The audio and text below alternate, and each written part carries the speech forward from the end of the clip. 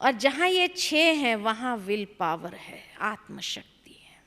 क्योंकि ये सब शक्ति है, ये गुण नहीं है खाली। Power of knowledge, power of purity, power of love, power of peace, power of happiness, power of bliss, ये सब पावर्स है। और ये 6 गुण अगर है, ये 6 शक्ति है, तो आत्मशक्ति हो। आज आत्मशक्ति तो छोड़ो, विल पावर तो छोड़ो, कॉन्फिडेंस भी खत्म हो रहा है, लोगों के अंदर कॉन्फिडेंस भी नहीं रहा।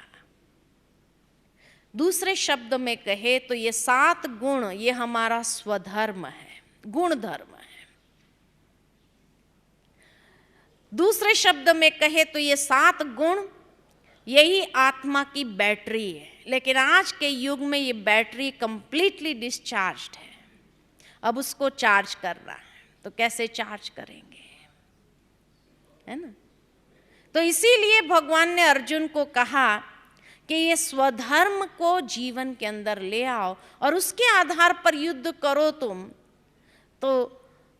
तुम अगर युद्ध नहीं करेगा इतनी क्षमता होने के बाद, ये गुण धर्म तुम्हें जो मिले हो उसको लेकर के भी, तो तुम कीर्ति को भी खोकर पाप को प्राप्त करेगा।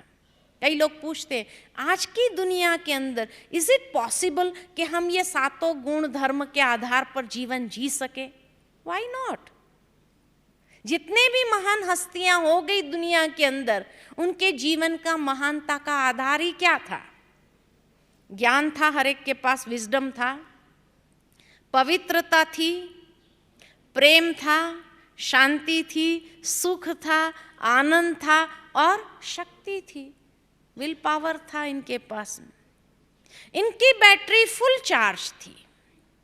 और आज की दुनिया के लोगों की बैटरी लो डिस्चार्ज है ना? तब कहा भगवान ने, कहे अर्जुन, स्वधर्म को देख करके भी, माना इतने 7 गुण है तुम्हारे पास, उसको देख करके भी तू भय करने योग्य नहीं है। तुम्हें भय नहीं होना चाहिए। दिस इज योर पोटेंशियल, ये तुम्हारी शक्ति है। क्योंकि धर्म युक्त युद्ध से, माना धर्म युक्त, जहां पर भी धर्म की बात आती है, धारणा जीवन में करने की बात आती है, उस समय संघर्ष जरूर होगा। तो धर्म युक्त युद्ध से बढ़कर अन्य कोई परम कल्याणकारी मार्ग भी नहीं है। ये शक्ति के आधार पर बुराइयों के ऊपर तुम्हें विजय प्राप्त करनी है, अपनी इंद्रियों को सेल्फ डिसिप्लिन करना है, यही युद्ध है।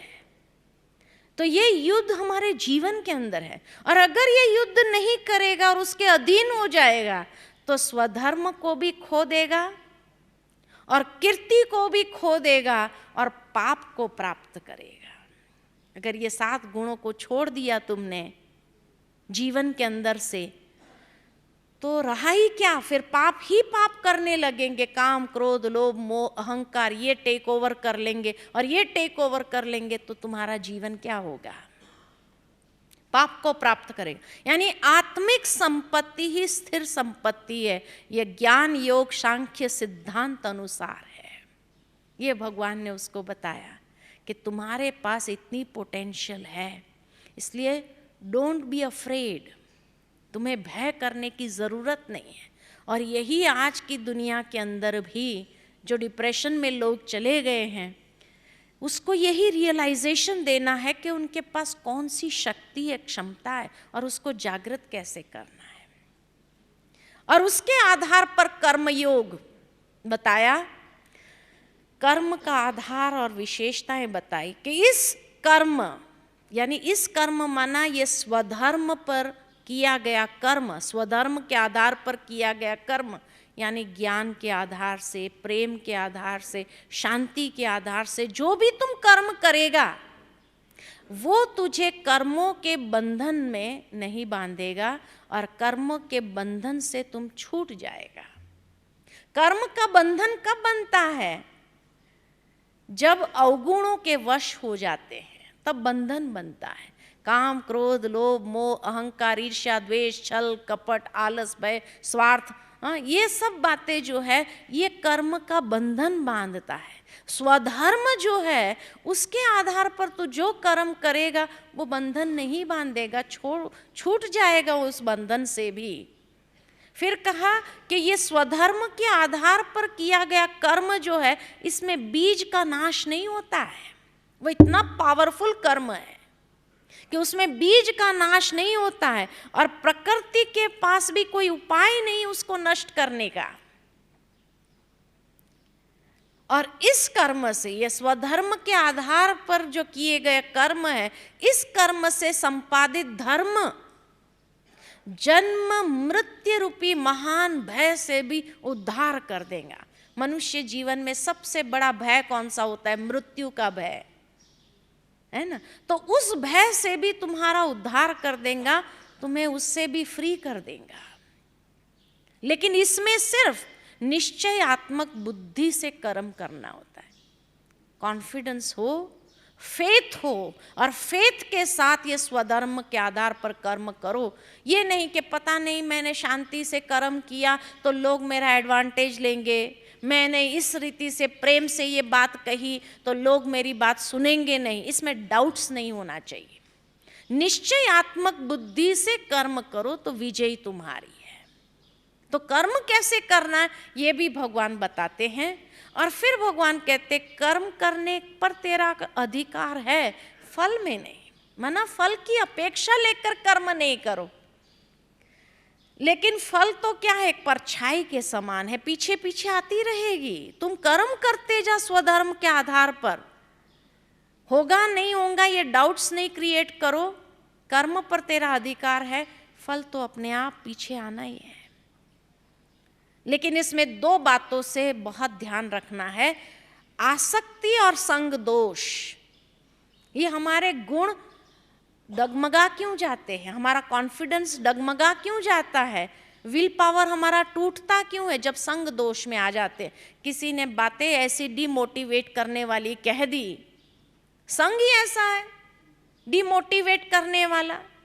आसक्ति ऐसी चीज है, आसक्ति में पहले जोड़ देंगे और फिर वो आसक्ति भय उत्पन्न कराती है। इसलिए भगवान कहते हैं ये दो बातों से सावधान, आसक्ति और संग दोष को त्याग कर सिद्धि असिद्धि में समान भाव रखकर योग में स्थित होकर निष्काम कर्म कर, यही समत्व भाव योग कहलाता है। ये तुम्हारी बुद्धि को बैलेंस स्टेट में रखेंगी, है ना। और ये बैलेंस स्टेट अगर होगा तो तुम बस आगे बढ़ता ही जाएगा, पीछे मुड़ने की बात ही नहीं है। समत्व बुद्धि के साथ कर्मों का आचरण करता है जो कौशल ही योग है। यही कौशल है, एक प्रकार की एफिशिएंसी है आपकी, और ये एफिशिएंसी योग है। यही सफलता को प्रदान कराती है। यह विचलित बुद्धि जिस समय समाधि में स्थिर हो जाएगी तब तो योग की पराकाष्ठा का फल अमृत पद को प्राप्त करेगा। इसलिए कहा युद्ध और योग दो बातें ही भगवान ने गीता में सिखाई है। लेकिन युद्ध और योग अगर ग्रॉस लेवल पर देखा जाए तो दोनों बहुत अलग अलग दिशा में है। लेकिन अगर बहुत ऊंचे स्तर पर देखा जाए, मानसिक स्तर पर देखा, तो दोनों एक दूसरे के पूरक हो जाते हैं। कि जहाँ योग करेंगे वहीं युद्ध होगा, और युद्ध में अगर तुम बुद्धि को विचलित होने से बचा सकेंगे तो योग की पराकाष्ठा की स्थिति को प्राप्त कर लेगा, उस अमृत पद को प्राप्त कर लेगा। और फिर स्थिर बुद्धि पुरुष के लक्षण बताए कि जब मनुष्य मन में स्थित संपूर्ण आसक्तियों को त्याग देता है तब वह आत्मा से ही आत्मा में संतुष्ट हुआ स्थिर बुद्धि वाला कहा जाता है। स्थित प्रज्ञ कहा, प्रज्ञ माना बुद्धि, स्थिर माना स्टेबल, स्टेबल इंटेलेक्ट जिसका रहता है, तो वह आसक्तियों से का त्याग करके आत्म में ही आत्म से ही आत्मा में संतुष्ट, यानी सेल्फ सेटिस्फैक्शन उसको मिलता है। और जिसको सेल्फ सेटिस्फैक्शन जीवन में प्राप्त हो जाए, आत्म संतुष्टि जिसको प्राप्त हो जाए, वह स्थिर बुद्धि वाला आत्म तृप्त महापुरुष ही स्थित प्रज्ञ है। फिर अर्जुन का एक सवाल है कि ये बुद्धि हमारी विचलित क्यों हो जाती है, ज्ञान की पराकाष्ठा क्यों नहीं आती है।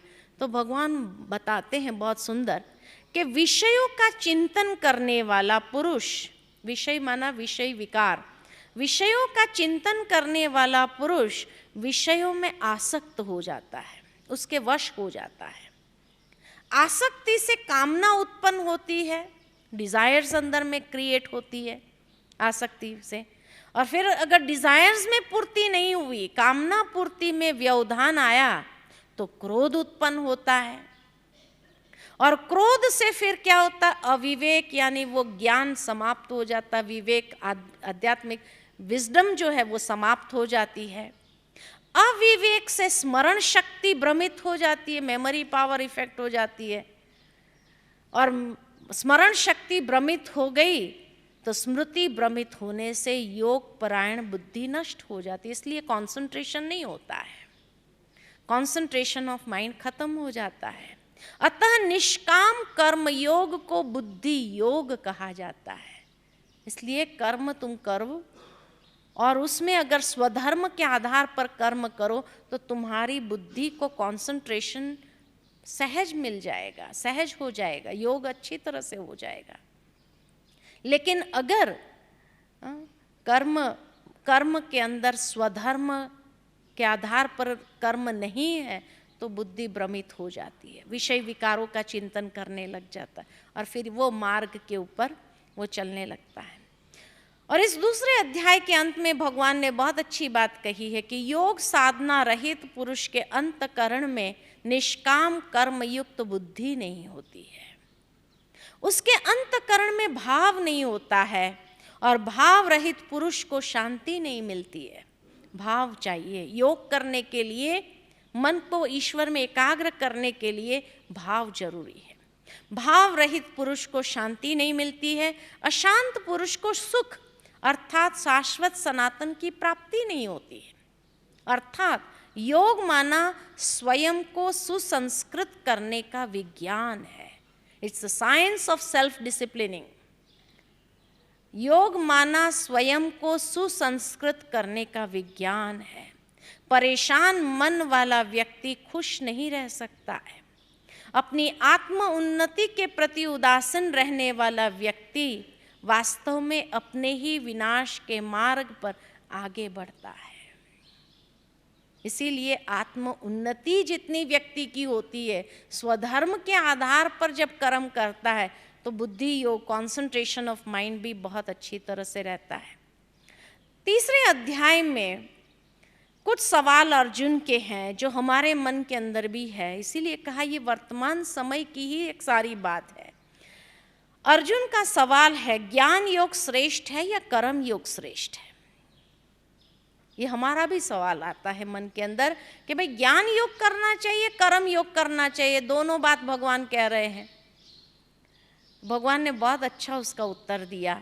ज्ञानियों के लिए ज्ञान मार्ग, योगियों के लिए निष्काम कर्म मार्ग। दोनों ही मार्गों के अनुसार कर्म तो करना ही है, कर्म करने बिगर व्यक्ति नहीं रह सकता है, चाहे वो ज्ञानी क्यों ना हो। ज्ञानी को भी कर्म करना पड़ता है, कर्म योगी को भी कर्म करना पड़ता है।